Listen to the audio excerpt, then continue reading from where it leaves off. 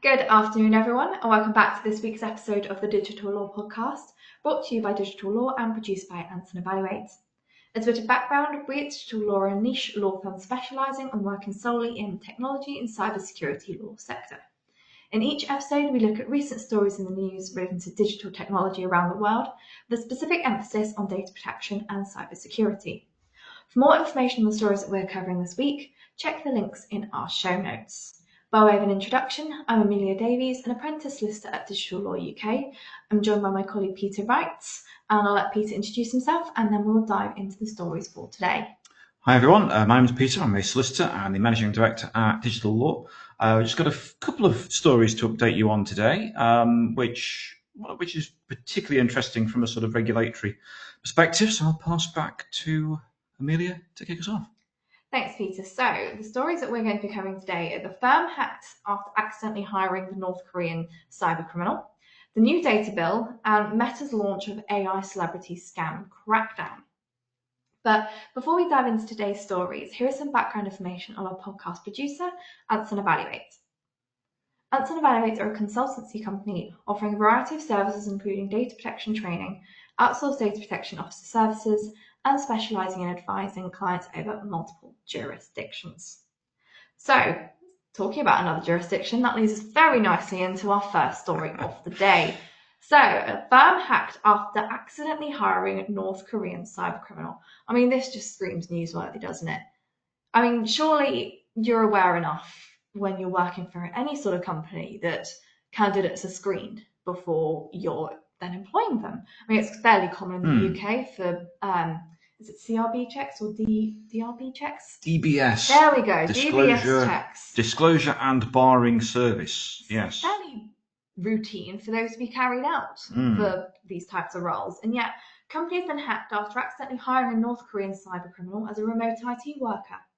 So the unidentified firm hired the technician after he faked his employment history and personal details. And once given access to the company's computer network, the hacker downloaded sensitive company data and sent a ransom demand. The firm is based in the UK, US, or Australia, so fairly broad there, but did not want to be named. I wonder why. It has also allowed cyber responders from SecureWorks to report the hack to spread awareness and warn others. Well, I feel like kind of stating the obvious there. It's a fairly big warning. You do your checks and you do your due diligence and you look deeper than surface level, surely. Yes. So the interesting thing here is it reflects what have become sort of post-pandemic hiring practices. Very often you'd have, in particular, if you're going to have workers working remotely, IT was more likely to be the sort of subject where that would be the norm before the pandemic. But certainly since then, I know a lot of people in IT who now start working on fairly big contracts where it's all done entirely remotely. The interview process, the recruitment process, everything is handled remotely. So you never actually necessarily see someone face to face in a room. And indeed, then the entirety of the role is then delivered remotely as well. Sometimes on some very large and complex transactions, you'll have whole teams where no one's ever in a physical room. It is all handled remotely. So the example here is very much reflecting what is now normal established practice for a lot of roles, particularly in IT. And in this instance, because of the nature of the role, and Amelia mentioned there about the idea of criminal records checks, the disclosure and barring service, that tends to be the sort of thing that people will do if they are being recruited into a highly regulated area. So for us, for example, as a law firm, we might undertake those sorts of checks for anyone working with us. The disclosure and barring service was introduced in the UK after it was found that a school caretaker that had been hired had had a previous conviction for child-related crimes in another local authority area. But the local authority he moved to didn't know about this, hired him, and then unfortunately that individual was Ian Huntley, who became the sole murderer. So that's where DBS came from 20 years ago. So that, of course, is where you're working with children. So you can imagine those are the sorts of roles where very often people will think, well, we'll therefore get a DBS check. Whereas if you're working remotely, you won't be thinking, well, there's a risk to vulnerable people that someone might be working with. But in this instance, I think you do need to think quite carefully when it comes to IT, because of course, what will an IT worker potentially have access to? And in this instance, it turns out the individual was not who they thought they were. Basically, a profile was supplied. It turned out that the image used had been amended using AI. So it was a sort of stock image you find online. It was then tailored through AI. This individual was actually based in North Korea. It doesn't say if they were state-sponsored, a state-sponsored actor or not, but it wouldn't be surprising because they ended up abstracting a load of corporate data and then ransoming the company to get its data back. And certainly using ransomware and ransoms is a known method of the North Korean state to raise foreign currency. So we don't know if it was or wasn't. The BBC don't really want to say that in their article. But the point is that it wouldn't surprise us if it was. But I think the reason we want to talk about this today is it just highlights the fact of making sure you know exactly who it is you are recruiting. Particularly if you are in a highly regulated sector. So if you are in something like medicine, law, accounting, pharmaceuticals, financial services, banking, insurance, you might want to think about the due diligence that you're having in place to make sure that the person that you're recruiting is the person that you think they are. So that might mean sort of really checking, is it possible that they are where they say they are located? Could they be using a VPN or other software to try and impersonate the location of where they say they are? Are they able to answer, to jump on calls at short notice? Can you then perhaps call them without notice and see if they are available and working during the working hours that they say they are? And then probably once they're working, in this instance, this individual was then able to go to probably parts of the system and start downloading large volumes of data, and no one picked up on it. So actually being able to look at sort of access logs and see where individuals are accessing data and potentially downloading large quantities of it, does that trigger an alarm somewhere? Do you have compliance staff who are tipped off if there are online habits of any individual with access to the network where they may be acting in a manner that is not what will be considered normal in respect to their activity? So that there are all sort of things that you can think about in terms of checks that might be a good idea in this instance to then protect yourself from what happened here, which is all that data being downloaded and then facing a ransom to try and get it back. And that's just it, actually. He used the firm's remote working tools to log into the corporate network. So then it's looking at double checking the security behind that corporate network. Has it got the necessary security measures in place? That, again, is kind of diving deeper, kind of away from the fact that this guy had stolen essentially someone else's identity. But it still applies because you do need to be really careful who can log into the corporate network. And as you say, Peter, and when. Because if you're logging in from 3 a.m. in the morning UK time, that's not typical working hours, perhaps for that specific job role it might be, but it's outside the norm. Then the likelihood is they shouldn't be doing it in the first place. Exactly. So it's those sorts of habits that would have perhaps triggered a red flag somewhere, you would think, not to mention the fact if you're downloading, tens, hundreds of gig of information that individual shouldn't need in the nature of their day-to-day role, that would be another. So it's all those sorts of behaviours, but in this instance as well, it looked like the individual sort of manufactured an online profile.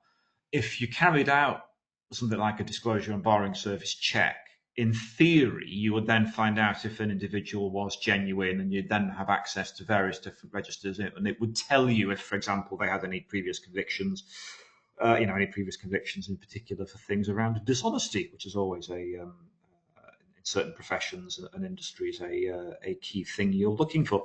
So it's that sort of level of verification, even sometimes down to requesting ID and then verifying that the ID that is supplied is genuine. So i.e. reference checks. Getting ID supplied and also 3 independent references that you can then verify and make sure are true, either through phone calls and video rather than just sending an email saying, is this person true and did they work for you on these dates at these times? The more sort of due diligence you can do, the less chance that you will end up being on the receiving end of a scam like this.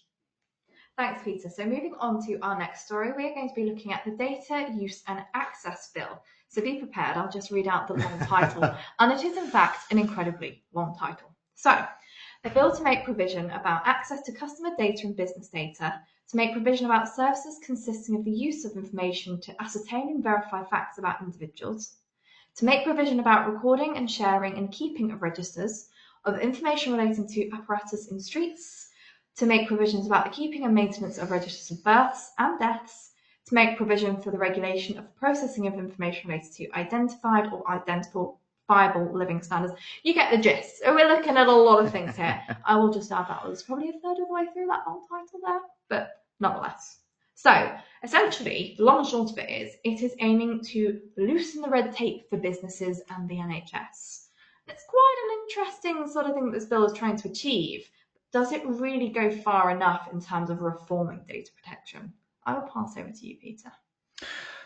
And that's a good point. This is not the sort of long-term new data protection bill that had been announced by the last Conservative Rishi Sunak government. Given the number of Conservative governments over the last decade, we may as well refer to it under the surname of the Prime Minister for the avoidance of doubt.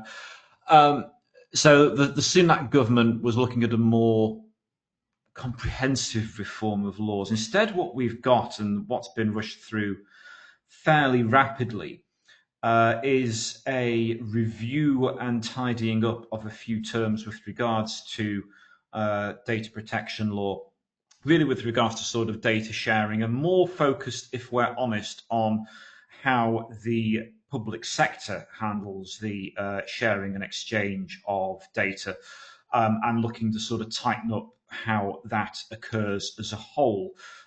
So it's not like we're looking at, as I say, any sort of comprehensive amendment or changing to a lot of the principles behind how data protection works in the UK, which a lot of people will be aware. The UK's Data Protection Act 2018 shadows the European General Data Protection Regulation, GDPR. Really, it's not as though we're going to find ourselves referring to the Data Use and Access Bill in our privacy policies and in our statutory disclaimers in future in a particularly major way. Instead, this is more sort of a little bit of tinkering at the edges and reforming, in particular, the way that organisations like the police and the NHS handle data. There is some implication for things like open banking, which is seen as an area that is ripe for innovation. So there is a little bit about establishing and maintaining trust when it comes to open banking. There's a little bit more with regards to privacy by design around that. In particular, as I say, there's more around sort of standards for health and social care. And again, this is in England and Wales, don't forget, so it's slightly different if you end up looking at Scotland as well, of course. And then you've got some, as I say, more broader reforms around things like innovation and growth. So a little bit around automated decision making, but not an awful lot in terms of any sort of substantive regulation or enforcement tools around that. So for a lot of it here, really, it's pretty much as you were. The interesting thing that we have kind of taken a quick look at is the fact that there could be new rules on the digital verification services, which will allow businesses to get certified under a new government trust framework, which essentially earns them a trust mark to show that they meet the new standards. This is quite an interesting thing because many of you may be aware there are various different stamps that you can have on your website that says we meet X standard. And often that builds public trust and it's a good thing. But there is sort of a flip side here in the fact that actually, if someone can fake this mark, you can then slap it on a website to make it look legitimate. And there you have it. If you're looking at as you've already said, the really ripe area in terms of open banking, you're then creating a fake open banking website, slap a verified trademark on it. Yeah. You're good to go, really, in terms of the trust. So there is a bit of a double-edged sword here in terms of implementing this. There is. I mean, an echo of this, I suppose, is you've already got the government's Cyber Essentials scheme, which is in relation to cyber security rather than data protection. But the basic cyber Essentials accreditation is just you fill in a questionnaire, you send off your fee, and then you put the logo on your website and your email saying, look, we've got Cyber Essentials. Cyber Essentials Plus involves someone actually coming out and verifying that anything you've put in that questionnaire actually bears any semblance to reality. So, and not, it's and so even then within the standards, it's all pretty straightforward and pretty basic, really. But increasingly, local authorities and the public sector will look for the Cyber Essentials accreditation as something they would expect to see with any organisation that they then end up contracting with or working with on a regular basis. So here, when it comes to Data Protection Trust, there's precious little detail really about what this new scheme is going to look like. We don't know what it's going to be called. We don't know how it will be regulated or enforced. We don't know what the standard will be. We do not know, for example, is it just going to be, again, a fill out a questionnaire and send that back with a fee exercise, or is there going to be a more rigorous standard of enforcement? Will it be more applicable for large organisations handling data, or is it tailored more towards the SME? We don't know. So this thing's on the way. Yes, it's interesting it's had to be mandated within this bill when already within the Data Protection Act 2018, it did talk about codes of conduct, but there have been precious few organisations that have taken the time to actually set up a code of conduct and the parallel regulation and enforcement bodies that will be necessary for those codes of conduct to operate. So the idea is that individual industries and professions could set up a data protection code to help give guidance to organisations in terms of what they should do within a particular sector or industry in terms of this is what compliance looks like. But no one's ever really, I suppose, jumped at that carrot that was dangled there by the ICO. So in the absence of that, having a verification scheme makes sense. But as I say, let's see a little bit more detail first before we can make any real conclusions. Precisely, and as you said, Peter, this is on the way, but it is currently at the second reading in the House of Lords, so it's got some way to go before we even see what kind of comes out at the other end, and whether it even looks remotely like the points we've just discussed is yet to be seen, because as we all know, everyone goes in with good intentions, but whether they can agree these good intentions is quite another step entirely. Yes, what will actually come out of the sausage machine? Watch this space. Moving on to our final story of the day, we are looking at Meta's launch of the AI celebrity scam crackdown. So Meta already used an ad review system which uses artificial intelligence to detect fake celebrity endorsements, but it's now seeking to beef up its facial recognition technology. So it'll work by comparing images from ads flagged as being dubious with celebrities' Facebook or Instagram profile photos. If the image is confirmed to be a match and the ad is a scam, it will automatically be deleted. And there's a couple of ways that we can kind of look at discussing this. First one being, well, AI is all well and good, it's all jazzy, but it can make mistakes. I think that's the first thing we can sort of address there. Second thing is the fact that, you've got these ads, but more and more can kind of flood the internet, and funnily enough, they can adapt to, avoid this sort of technology as well. And then you've also got the fact that celebrities are also somewhat misguided sometimes and can inadvertently, as we've seen in the past, be at the end of enforcement where they have endorsed their own dodgy scam and it's come back to bite them. I think there's been a few celebrities in the past that have endorsed. Let's take a look at, what was the cryptocurrency chap? Celebrities endorsed the chap that then got sent to jail for fraud and embezzlement. That's always endorsement there. And they were not fake ads. SBF, Sam Bankman-Fried, and FX, which... What was incredible when you look back now is that FX was literally sort of sponsoring and loads of blue chip corporations and was seen as very respectable and had loads of endorsements. And yet turned out that the whole thing was fraudulent. Though apparently most of the investors who lost money will get all of it back. So the broader point here is with regards to people who find themselves the victim of AI simulations that purport to be them, where they are seen saying or doing different things that turn out not to be them. It's all fake. It's all fake news.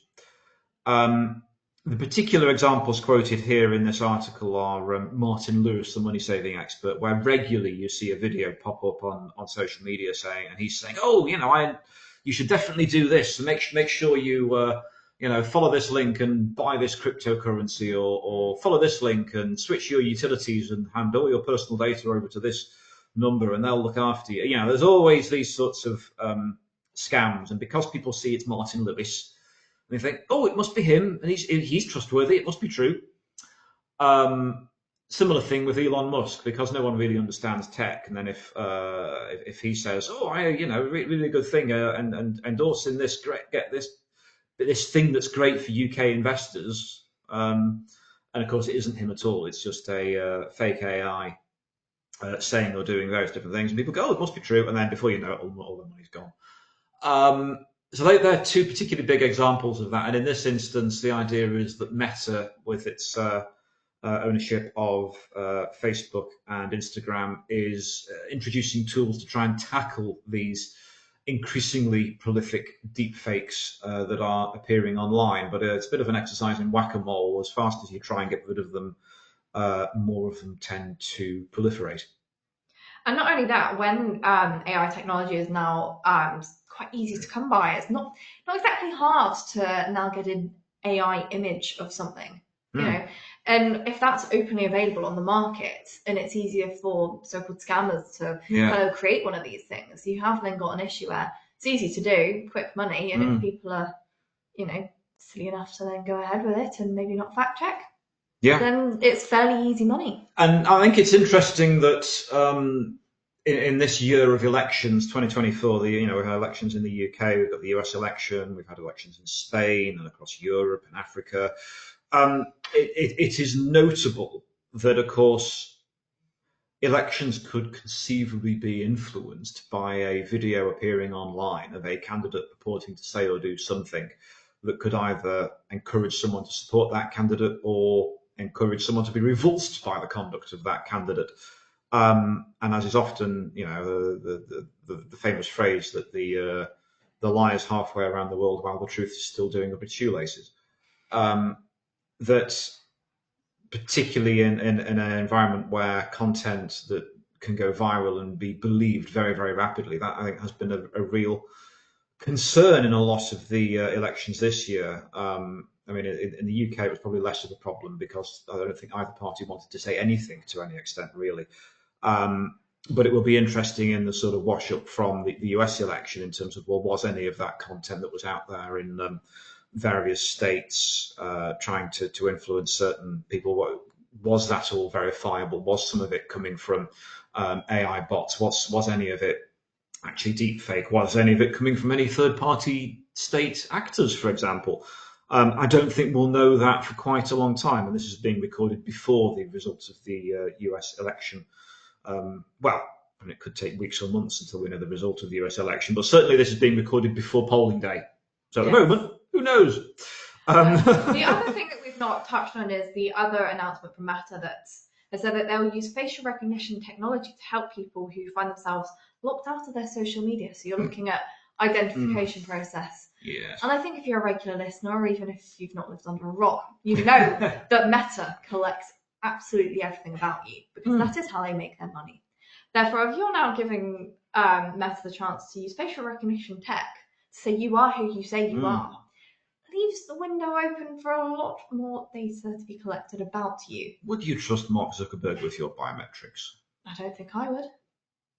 Again, I think that's an essay question, isn't it? We could sit here for hours and discuss the whys and the wherefores and the veracity of whether that would be a good idea. But I think we can probably leave listeners to reach their own conclusion on that. But when you think now of the fact that the majority of hardware includes either a camera that allows for facial recognition or increasingly a button that allows for fingerprint or other biometric recognition, do you wish to share that with either Meta, Apple, Google? particularly when a whatever lot it of may these be. things are now being used in terms of like online banking for verification. If you can then, Yes.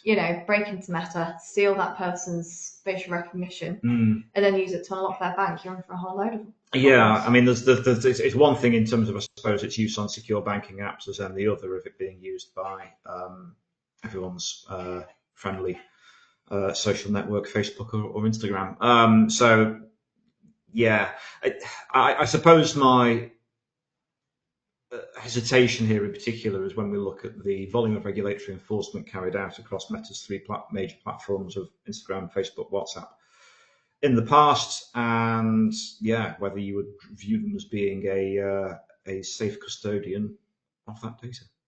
Thanks, Peter. So that was our last discussion of the episode. And if you have any questions about what we've talked about today, please feel free to email us at admin@digitallawuk.com. A summary of today's stories are available on our website, as well as the links to the original stories containing more information. And if you'd like to hear more from us, including information about subscriber-only podcasts, webinars, and events, then please subscribe to Premium via our Patreon channel using the link in the show notes. A big thank you to Answer and Evaluate for helping to produce this podcast.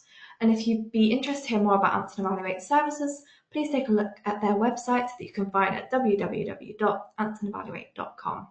And just to remind, these episodes are available on our website, YouTube channel, podcast channels such as Spotify, Apple Music, Amazon, and essentially anywhere you can find a podcast.